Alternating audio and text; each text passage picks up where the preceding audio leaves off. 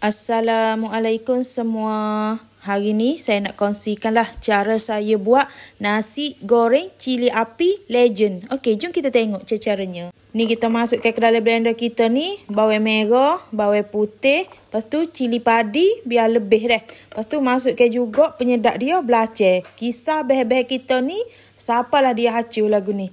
Ni kalau awak tak usah kisar, nak rasa kata macam dulu-dulu, awak rajin boleh tumbuk bahan-bahan kita ni. Tapi sekarang ni mudah, kita hanya kisar sahajalah bahan-bahan kita ni dah. Kisar kering macam saya tunjuk ni lah.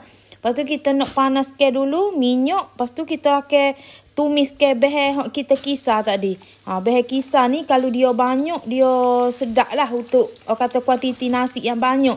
Bergantung pada nasi yang kita nak goreng. Kalau nasi kita nak goreng tu banyak, macam satu periuk tu, setengah periuk tu, boleh kena lebihkan lah bahan kisar kita ni.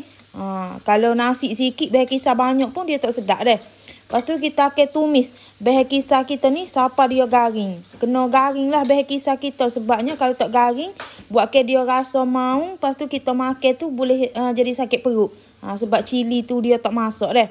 Lepas tu bila dah bahan-bahan kita ni garing semua, barulah kita pecahkan telur. Telur ni saya masukkan dalam 2 biji telur lah. Kira cukup lah dengan nasi yang saya nak goreng tu dah. Lepas tu kita kacau manja-manja je telur tu. Bagi dia, kata bukan hacur, bagi dia masuk. Kalau telur tu dia, kita kacau hacur sangat, kita takut bila kita makan nasi goreng kita tu, dia akan muak. Ni telur kita bila dah masak tu, barulah kita masukkan nasi putih. Nasi yang kita makan tak habis malam tu, lagi comel untuk kita goreng dah. Kalau nak goreng nasi panas-panas macam baru masak pun boleh juga. Tapi, kata pastikan kita masak nasi tu tidak lembek. Kalau nak selamat agak, kena masak goreng nasi yang kata tak habis lah nasi semalam ni. Barulah kata nasi goreng kita tu dia berderai molek, dia comel.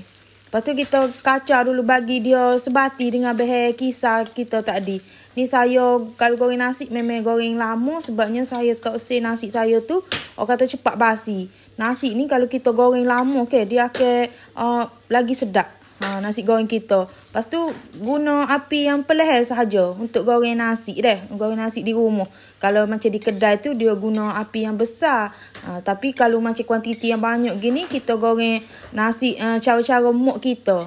Cara-cara muk kita di rumah guna api yang perlahan biar dia masak slow-slow gitu. Lepas tu kita tambah garam. Kalau nak tambah awal-awal tadi pun tak apa garam. Macam saya ni, saya dah gaul ke bagi sebati, baru saya tambah ke garam dah. Hari ni kita buat nasi goreng. Kata nasi goreng macam orang dulu-dulu buat. Macam muk-muk kita duk buat. Memang sangat sedap.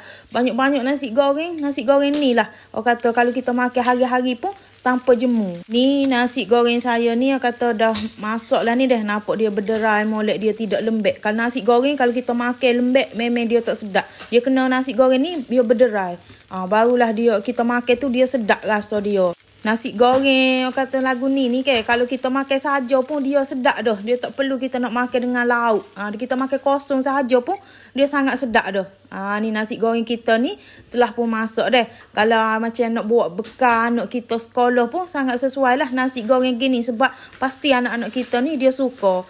Ni saya kalau makan nasi goreng, saya suka makan nasi baru-baru masak panas-panas tu. Memang saya sangat-sangat suka lah.